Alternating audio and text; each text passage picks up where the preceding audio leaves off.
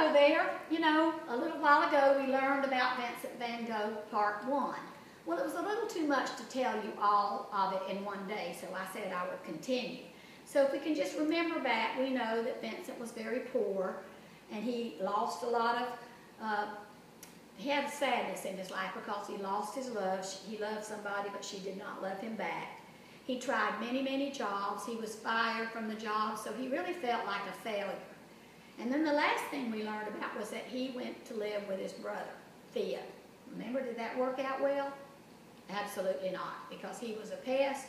He got so excited about his paintings that he wanted everybody else to be excited about them, and nobody wanted to come over to Theo's house because of Vincent. So it just lets you know what a sad life he had. So I'm going to continue today and show you this picture. This portrait of Vincent's friend, Pierre Tanguy. He sold paint to artists in Paris, and you can see the Japanese art all the way behind it. Remember, he liked Japanese art, so he tried to incorporate it in his own pictures. And remember, Theo loved Vincent's work, and I agree with Theo. How about you? I think Vincent's pictures are great. Everything in them looks alive and moving. The sky, the trees, even the people's clothes and skin. If you look at this up close, you see a lot of the lines and a lot of the texture that is really flat if you touch it, but it looks like it's got a texture to it, almost like denim on a pair of blue jeans. Sunflowers. I love his sunflowers. Vincent left Paris and headed south to Arles, France. He moved into a house that he shared for a while with another painter named Paul Gogh. The house was yellow, and guess what? Yellow was Vincent's favorite color. He painted all the time in Arles. He got better and better at it. He liked to paint pictures of people, but there was something else he liked to paint: flowers. Every morning he got up early and he picked a bunch of the yellow sunflowers that grew near his house. There's his house in Arles. He painted this picture of the house. He would paint still life pictures of the sunflowers until they would just get droopy. Sometimes he painted 2 sunflower pictures in one day. His sunflower paintings looked happy. I think he was in a good mood when he painted them. And if you look at the pictures, when you look at yellow, yellow to me is a happy color. And this is called 14 sunflowers in a vase. But if you really count them, you can count 15. But there are his sunflowers. I'd like to tell you a little something else for you to think about. Why do you think sunflowers was something that maybe Vincent decided to paint? Well, for one thing, he thought they were beautiful. And secondly, he didn't have to pay the sunflowers to sit there and model in a vase, did he? He would just go pick the sunflowers and he would put them in front of himself and he would paint them. When I taught art, I always try to remind my students to put like a line back there to show the different depths. And this is the vase sitting on the table, and this part is the background. Work, work, work is the next part. And Vincent was so busy that he didn't make many friends. But he mailed so many letters that he did make friends, as I told you earlier, with the postman, Joseph Roulin. Vincent loved to work, and one time he painted 18 pictures in 26 days. He painted fast because he wanted to get his feelings into the picture before he forgot them. I'm sort of like that when I write a song or lyrics to a song. I better get it written down and I better work on it, because if I don't, I'm probably going to forget what I thought of. And that's how Vincent was with his feelings on his art.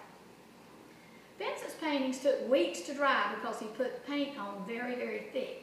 He even squirted it into the picture straight from the tube when he was in a hurry. He was always buying more paint. Paint, paint, paint. Brushes and canvas. They cost a lot of money. Sometimes Vincent had to choose between paint or food. He did not have enough money for both. So guess what? He chose paint. He must have really loved painting if he was going to give up food to buy paint. And Theo, his brother, was not rich either. But he believed in Vincent 100%. He wanted him to be able to paint as much as he wanted, so Theo bought as much paint as he could for his brother. He even sent him an allowance. I don't know how much, You know what an allowance is. It's when you get a certain amount of money every week. I think an allowance probably was better for Vincent than sending it to him all at once. Do you agree? See what else happened. Vincent didn't like to paint from his imagination. He usually went outside to paint things that he saw. He painted all day out in the hot sun. When it got dark, he stuck candles in his hat and he kept right on working. The people and artists thought that he was weird because he did things like that. Now picture this for a minute. Here's an artist sitting out there trying to work on his canvas, and you look up and you see birthday candles like all out of his hat. Wouldn't you think that was weird too? He couldn't sell any of his paintings. He was very lonely and sad. I like this picture as well. This is a picture of his bedroom. This is one that the student drew. But if you look at this, you see a lot of depth in this picture. You see the floor, you see the windows, and you see the wall that's at an angle. So he did paint things that he saw. One day, Vincent did go a little crazy and he cut off part of his ear. He gave it to a woman as a present. The police came and took him to a hospital. He almost died. His ear was probably bleeding. And when he got better, he kept on painting. But he was never really the same after that. He wore a bandage on his ear after he cut it. That's a sad story to me. And it's even scarier to think that someone give you a box and inside it you opened up and there was the person's ear.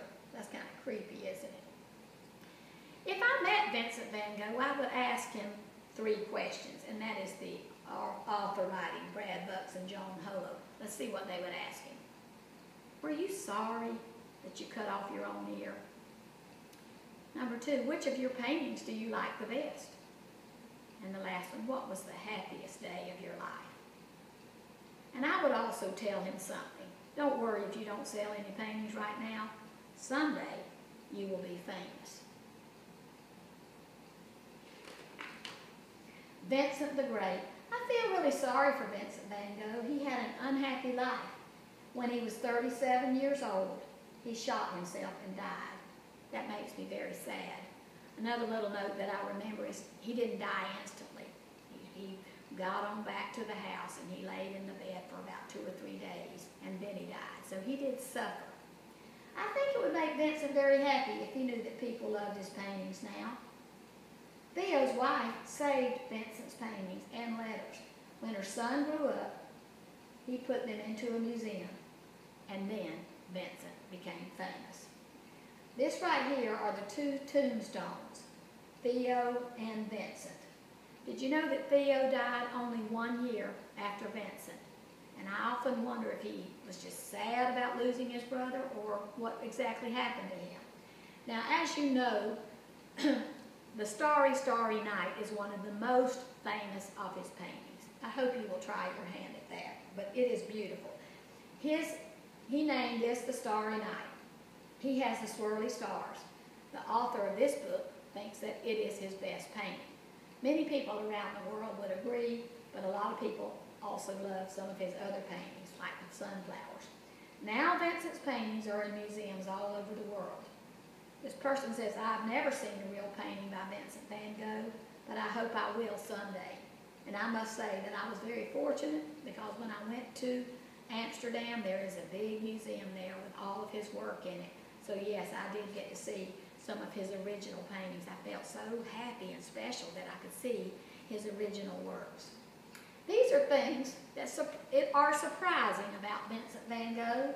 You already know most of them, but I'll review some of them. Number 1, we know he was not rich. Number 2, we know he cut off part of his ear, and the writer says, I wish he hadn't done that. Number 3, he only sold 1 painting during his entire life, and it was called The Red Vineyards. And number 4, he was only an artist for 10 years. He started when he was 27, and he died when he was 37.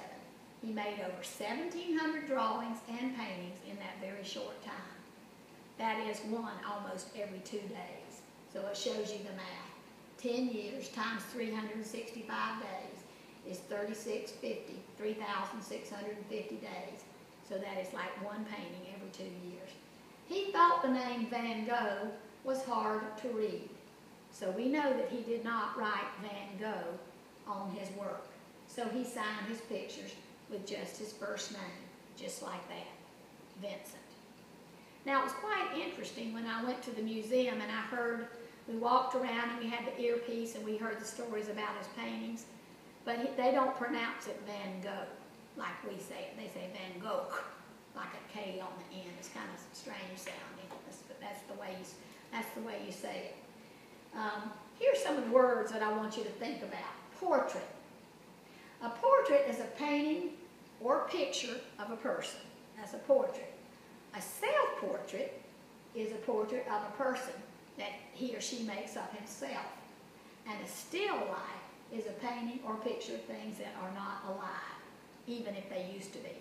Like, for instance, if you pick the flowers, they were alive when you were, picking them from the ground, but when you put them in a vase, you're painting a still life.